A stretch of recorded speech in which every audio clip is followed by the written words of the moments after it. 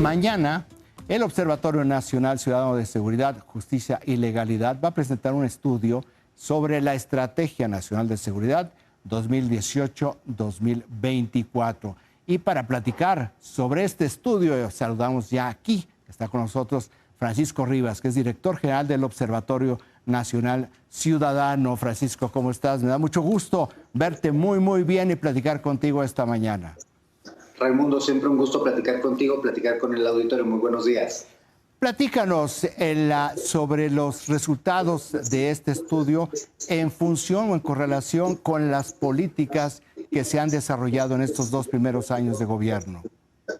Pues mira, como sabes, ya pasaron 2 años, por lo tanto es importante hacer una evaluación profunda de dónde estamos, sobre todo si queremos plantearnos una ruta de hacia dónde vamos. Y en ese sentido, lo primero que hicimos fue analizar si hay las políticas de seguridad y justicia que está implementando el actual gobierno tienen una coherencia entre sí, primero interna y luego hacia las otras políticas que son complementarias al tema de seguridad, que pueden ser desde la educativa, la social, etc. Hay varios tópicos que son evidentemente los que se tenían que analizar y que son banderas históricas de esta administración, por ejemplo, la desmilitarización. Recordemos que por años el presidente criticó la presencia de las Fuerzas Armadas en labores de seguridad con sus 2 antecesores y pues nos encontramos que hoy el ejército goza del mayor poderío. Tú ahorita hacías el comentario sobre la Alianza Federalista y cómo se desaparecieron los fondos. Esa es una parte del análisis que también llevamos.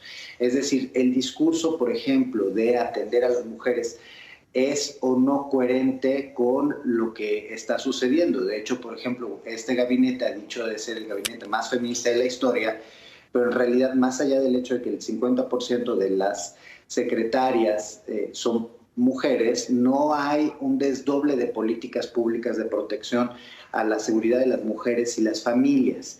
De hecho, pues los fondos desaparecieron. De hecho, hay una crítica constante al trabajo por proteger a la mujer. Hay un desamparo en la política de protección a la mujer. Hay una crítica del presidente, pero también en la Comisión Nacional de Derechos Humanos pues hay un desconocimiento de muchos temas que deberían de ser históricos para un gobierno de izquierda, como es la protección de la libertad de expresión de periodistas, de activistas en materia de derechos humanos. Y pues sabemos que incluso la comisionada nacional se preguntó si efectivamente en México hay homicidios de periodistas y en realidad pues es cuando hemos tenido más desde la historia de nuestro país.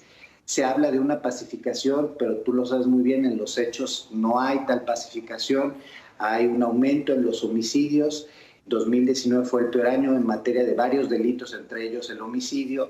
2020 lo está superando, aunque el crecimiento es paulatino, no es muy amplio. La verdad es que pues, es un crecimiento de un 1% respecto al peor año de la historia de nuestro país. Entonces, 2020 de nuevo rebasará esto. Otros aspectos importantes tienen que ver precisamente con el tema de los penales.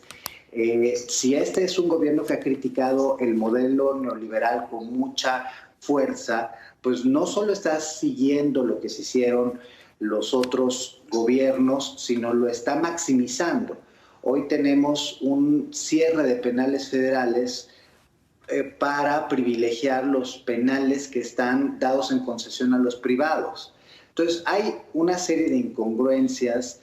Yo creo que es destacable precisamente eso, ¿no? Las incongruencias y la ausencia de un desdoble de políticas públicas más allá de un discurso que todos los días escuchamos, asumirse superior a los contrincantes o a la crítica no implica que realmente haya buenas políticas públicas en materia de seguridad. Oye, pues mira, al ver ya la correlación de la estrategia con las políticas públicas, pues yo diría, te lo pregunto, nos debe muchísimo este gobierno en materia de seguridad pública. ¿Hay entonces alguna posibilidad, ven ustedes, de que esto se revierta en el sentido de que las políticas públicas que anunciaron, por las cuales millones de personas fueron a votar a las urnas, se cumplan y no simplemente se traicione esa voluntad popular? Sí, sí la hay. O sea, han pasado 2 años, tenemos 4 años por delante donde se pueden hacer correcciones profundas. La primera tendría que ver con los fondos y las aportaciones federales que se destinan. Por ejemplo, en los municipios sabemos que el Congreso, la bancada de Morena las desapareció de este ejercicio, pero no solo eso, podríamos hablar, por ejemplo, del tema de la militarización de la seguridad. La Guardia Nacional es a todos los hechos un cuerpo militar con una... en este momento una administración muy confusa de su normativa. ¿Qué se puede hacer para recuperar ese espacio? Pues simple y sencillamente retomar la vía civil. Hay aspectos precisamente como es el recuperar los fideicomisos u otros instrumentos, no necesariamente tiene que ser el mismo, para poder atender temas torales que preocupan a la sociedad. Uno de los aspectos que nos preocupa es, por ejemplo, este discurso simplista de dando dinero a ciertas poblaciones vamos a resolver el problema. El tema es que, por ejemplo, si tú ves ni el Plan Nacional de Desarrollo, ni la encuesta, ni la Estrategia Nacional de Seguridad y Protección Ciudadana, ni el Plan Nacional de Seguridad y Protección Ciudadana y el Plan Sectorial contemplan una claridad de cuáles son esos grupos vulnerables. O sea, asume de manera muy general que hay grupos vulnerables, no nos dice cuáles son. ¿Y qué sucede? Que pues finalmente cuando tú volteas a ver todos los programas, analizamos todos desde Sembrando Vida, Jóvenes Construyendo el Futuro, Jóvenes Escribiendo el Futuro, las becas Benito Juárez, etcétera, te puedo decir que ninguno corresponde en dónde se están otorgando, con de dónde necesitaríamos que ese grupo específicamente vulnerable recibiese un apoyo. Sí hay posibilidad de salir de este impasse, sí hay posibilidad de generar mejores condiciones, un diseño puntual de una política pública, sus vasos comunicantes con las otras políticas educativas, sociales, de salud, pero pues hay que empezar por reconocer que lo que tenemos no está funcionando, porque no está funcionando. Yo la semana pasada escuché con mucha sorpresa al subsecretario y encargado de despacho hablar que las reducciones de delitos pues son un resultado de esta administración. No hay forma de demostrarlo, no hay no hay un elemento para trazar la correlación entre ellos. Y lo que sí vemos es que pues si algunos delitos bajaron, particularmente los patrimoniales, pues es porque tú, yo y todos los demás estuvimos encerrados en nuestras casas. En la medida que se ha dado la apertura y el regreso a la actividad normal, pues vemos un repunte de los delitos que nos muestra y que nos da evidencia que en realidad lo que pasó es que pues, le quitamos la materia prima a los delincuentes. Entonces no sé si la estrategia va a ser para los próximos años para disminuir la violencia el que todos nos encerremos en nuestras casas, porque para los robos sí funcionó, pero para los homicidios, el narco y la trata de personas tampoco funcionó.